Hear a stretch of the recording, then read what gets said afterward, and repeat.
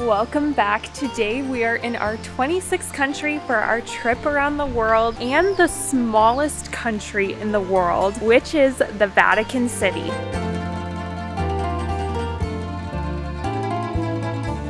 Today we're going to be joining a group tour that's going to take us through the Sistine Chapels, the Vatican Museums, and even the Vatican Gardens. So we're going to have a lot going on today. Only 1,000 people actually live here in the Vatican City, but millions of tourists visit it every year. We're starting our day today with St. Peter's Basilica. We just walked to the square. The architecture here is absolutely stunning, so we're going to go see if we can hop in line for the Basilica. We don't have tickets. We're going to see if we can get some, but regardless, we'll be able to see it from the outside before we join up with a tour to see the interiors of all these amazing buildings, as well as learn so much history. And yeah, we're just super excited to check it out. The iconic St. Peter's Basilica, located within the Vatican City, is one of the largest and most renowned churches in the world.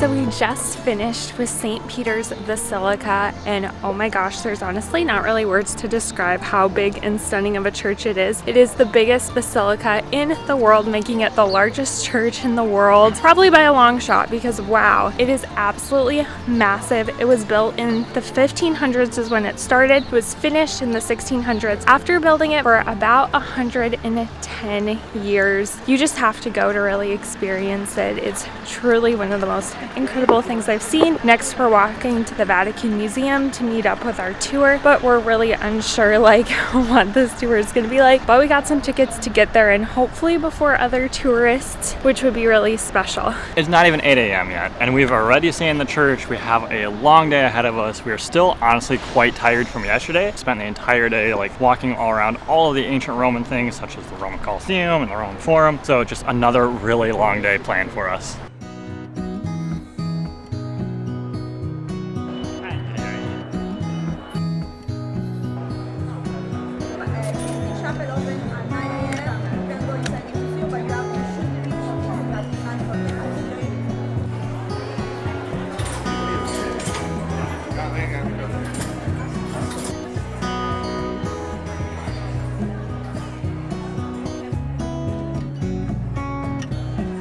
Well, after a lot of shuffling around, trying to figure out where we were supposed to be, we finally turned our electronic voucher into a paper voucher. We turned in that paper voucher to get this sticker, this audio guide. Now I think we're set to go start exploring the Vatican Museum. And then we're supposed to meet up with a tour guide who's gonna show us through the gardens and then get us onto a train to go out to somewhere else. We're starting to figure things out.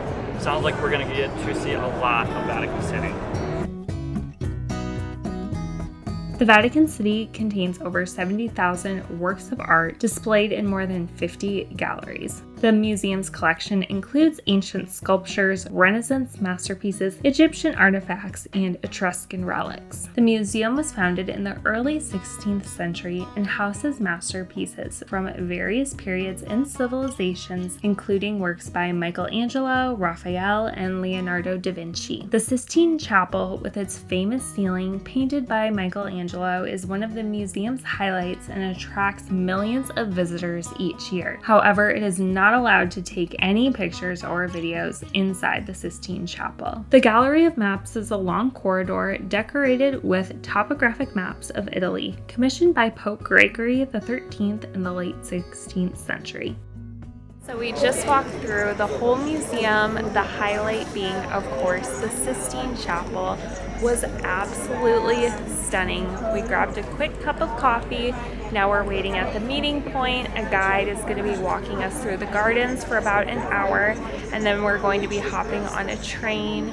So it's honestly overwhelming how many paintings, how many sculptures there are to see here. It's really incredible the amount of just artifacts, I guess you could call them, that they have here is pretty crazy. Just the wealth of so many different empires is kind of compounded on each other here walking through the Vatican Museum. And then we learned a lot with our little audio guide, so definitely get an audio guide. It helps a lot to kind of know what is going on. But yeah, we're just chilling here for a second, resting before we get in some more steps walking through the Vatican Gardens.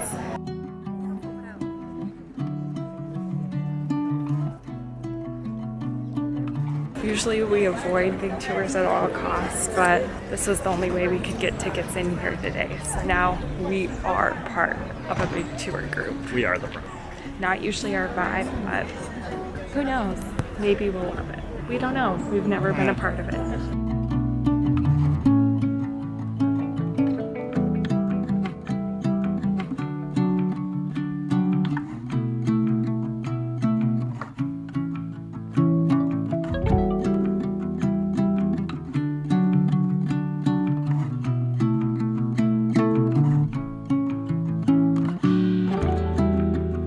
The Palace of Castel Gandolfo is located in the town of Castel Gandolfo, around 15 miles southeast of Rome. It has served as the papal residence and retreat for centuries, providing popes with a peaceful getaway from the Vatican. The palace is situated on the Alban Hills overlooking Lake Albano with beautiful views. It's been a favorite summer residence for many popes who would spend their summers here until Pope Francis decided to open the palace and its gardens to the public in 2014. So we are now done with the tour of the palace that we just went through. It was pretty interesting and a really large summer home for the popes with a pretty sick view. So then we walked throughout the town. This is an adorable little town set on a lake. We had some refreshments in the little town square. There's tons of shops so you can do some souvenir shopping. There's another church you can check out. And then we headed down here towards the lake. We found a patch of shade since the sun has come out, and we packed ourselves some Nutella peanut butter sandwiches to save some money because all of these little cafes and these tourist areas are so expensive.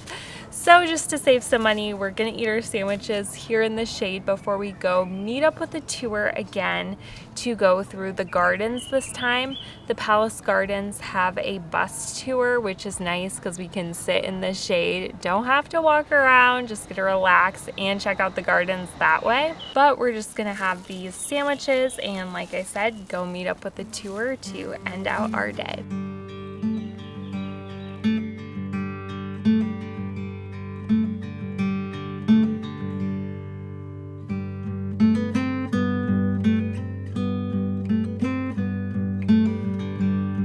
So we just got done going through the gardens and they were absolutely magnificent. So the garden complex way back when was actually like a vacation home for the Emperor of Rome as well. So kind of cool to still see it being used today, or at least still actively being managed today. Now you can either do a walking tour or the bus tour. We are pretty tired, so we opted for the bus tour, which was included in our ticket. And that ends our long Vatican City day, which started in the Vatican City and ended up to be out here at the Pope's Vacation Villa, which is another stunning town here in the Italian countryside. But it's starting to storm and it's starting to rain on us. So we're gonna go hop in a train to go back to our Airbnb, but we still have one more day left in Rome. Tomorrow our only objective is to try as much food as possible in Rome and finally get a taste of the Italian cuisine with so many dishes we've been dying to try. So make sure to stay tuned. Thank you so much for watching our Rome adventures, and we will see you in the next one.